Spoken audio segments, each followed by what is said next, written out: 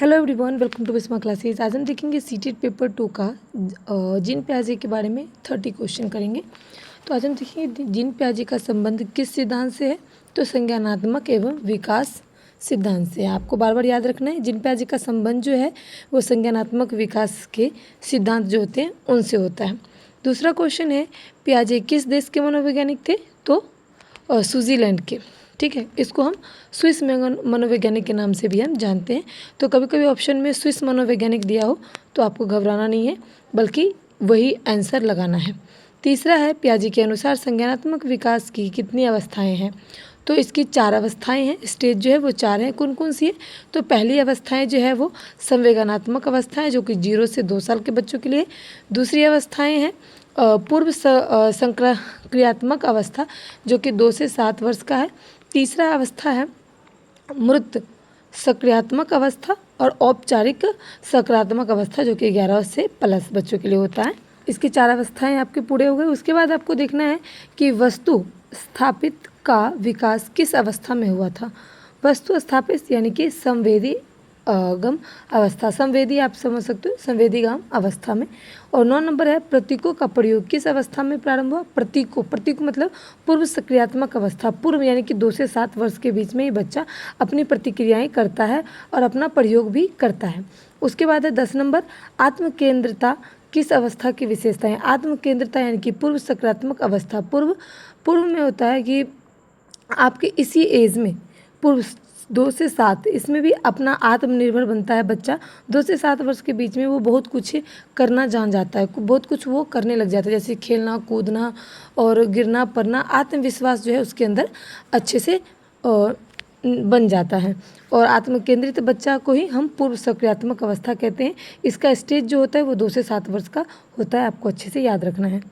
11 number देखेंगे, संरक्षण की अवधारणा किस अवस्था में विकसित होता है। संरक्षण होता है कि संरक्षण करना, उसमें होता है मृत सक्रियात्मक, जो कि मैंने अभी आपको कहा कि 7 से 11 वर्ष के बच्चे होते हैं।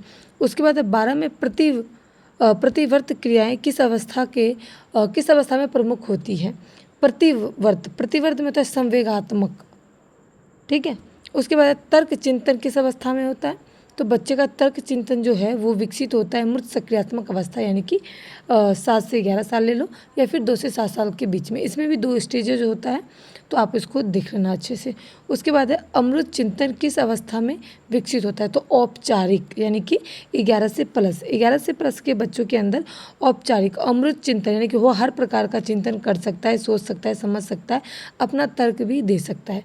उसके बाद 15 नंबर क्वेश्चन, पियाजे के अनुसार सीखना किस पर आधारित है। तो सक्रिय सहभागिता में, यानी कि स्वयं करके सीखने की प्रक्रिया को हम स्वयं सहभागिता भी कह सकते हैं। उसके बाद देखेंगे स्कीमा क्या है। तो स्कीमा जो है मानसिक संरचना है, यानी कि हमारे मानसिक चीज़, जैसे कि हम बताते हैं कि ये गाड़ी है, तो हमारे दिमाग में पहले से उसका स्ट्रक्चर तैयार हो जाता है, उसको हम स्कीमा कहते हैं, स्कीमा। उसके बाद 17 नंबर आत्मसातीकरण क्या होता है। नई जानकारी को पुराने जानकारी से जोड़ना। बच्चा जो है वो अपने अनुभव के अनुसार से, जब वो छोटा होता है तो 4 पैर वाले जानवर को, वो गाय को भी गाय समझता है, कुत्ते को भी कुत्ता नहीं समझता, गाय समझता है, क्योंकि उसमें फ़र्क करना नहीं जान पाता है वो, बल्कि वो पुराने अनुमान पर, यानी कि अगर इसको कहेंगे इसके 4 पैर हैं, ये कुत्ता है, तो वो सबको कुत्ता ही दिखेगा, बिल्ली को भी कुत्ता कहेगा, गाय को भी कुत्ता कहेगा। तो इसलिए नई जानकारी को पुराने जानकारी के अनुभवों में शामिल कर देता है। उसके बाद है 18 नंबर, समायोजन क्या है। समायोजन नई जानकारी के अनुसार मानसिक संरचना बदलना, यानी कि नई जानकारी। समायोजन कोई भी चीज़ को देखने के बाद, उसकी जानकारी लेने के बाद मानसिक संरचना, यानी कि वो अपने दिमाग में वैसी संरचना तैयार कर लेता है। जैसे कि मैंने अभी आपको कहा ये कुत्ता है, 4 पैर है, इसके कुत्ते होते हैं, तो वो पहले ही सोच लेगा। हम कहेंगे ये डॉग है, वो सोचेगा इसके 4 पैर हैं, आँख है, नाक है, तो वो अपने दिमाग में एक तरीके का संरचना बनाना शुरू कर देता है। तो उसे मानसिक संरचना बदलना भी कहते हैं। नई जानकारी के अनुसार हमारे दिमाग के अंदर भी वो जानकारी को हम एक तरीके से सोचने लग जाते हैं।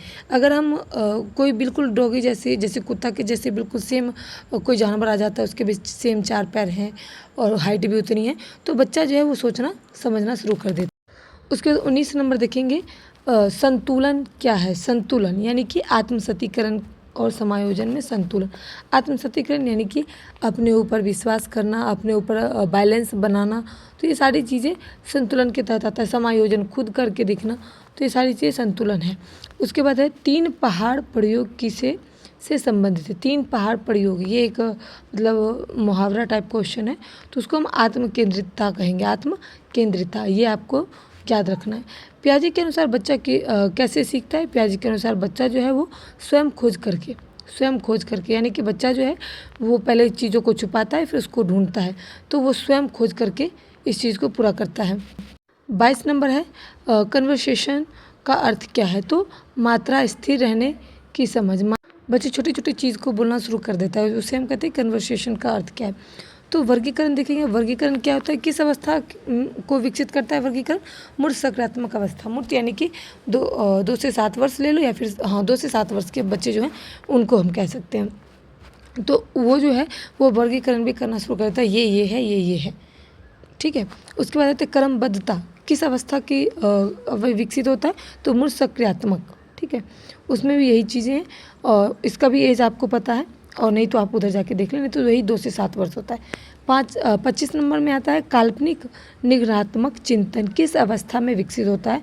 काल्पनिक यानी कि कल्पना करना, तो ये है औपचारिक सक्रियात्मक अवस्था। काल्पनिक यानी कि सोचना पहले से, यानी कि 7 से 11 वर्ष के बच्चे कल्पना करना, सोचना, तर्क करना, ये सारी चीज़ें जो है वो अच्छे तरीके से उसके अंदर विकसित हो जाता है। किसने?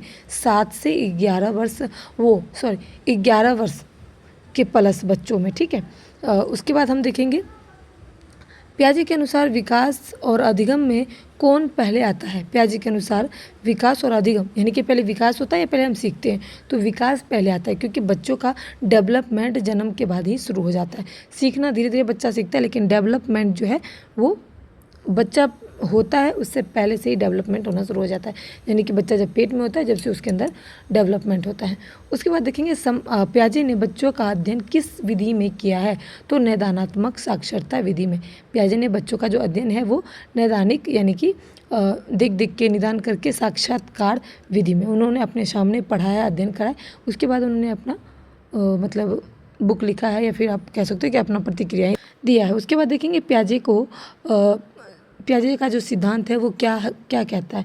तो रचनावादी सिद्धांत कहता है। पियाजे ने ये बताया कि बच्चे रचना कर सकते हैं, वो कर सकते हैं कि जैसे कोई भी चीज़ को बनाते हैं, छुपाते हैं, फिर वो लिखते हैं, फिर वो उस चीज़ को तोड़ते हैं, बनाते हैं, तो यानी कि रचना करते हैं। साफ साफ देखा जाए तो रचनावादी सिद्धांत उनका रहा है। 29 नंबर क्वेश्चन है सीटेट में पियाजे से सबसे अधिक किस पर प्रश्न पूछे जाते हैं?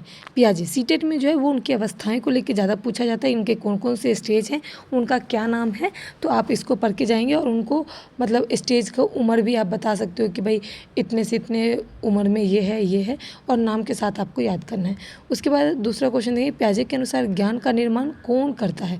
तो स्वयं शिक्षार्थी, यानी कि जो सीखता है वही अपने ज्ञान का निर्माण करता है, क्योंकि कोई भी अगर व्यक्ति सिखाता है तो हम नहीं सीखते जब तक हमारा मूड नहीं होता, जब तक हम उस चीज़ को सीखने का, ज्ञान अर्जन करने के लिए खुद तैयार ना हो, तब तक हमें कोई भी कुछ भी नहीं सिखा सकता, किसी भी प्रकार का ज्ञान नहीं दे सकता। इसलिए पियाजे ने कहा है कि स्वयं शिक्षार्थी सीखना चाहे, ज्ञान अर्जन करना चाहे, तभी जाके वो अर्जन कर सकता है। तो ये थे पियाजे के 30 क्वेश्चन। उम्मीद करती हूँ कि वीडियो पसंद आए। अगर आप सीटेट की तैयारी कर रहे हैं तो आपके लिए बहुत ही अच्छा क्वेश्चन है, 1 लाइनर, आप इसे करके जाएँ, आपको इसमें से 100% क्वेश्चन आएगा। तो वीडियो अच्छा लगा हो तो लाइक करें, अपने दोस्तों के साथ ज़रूर शेयर करें, कुछ भी पूछना हो जानकारी के लिए कमेंट करें।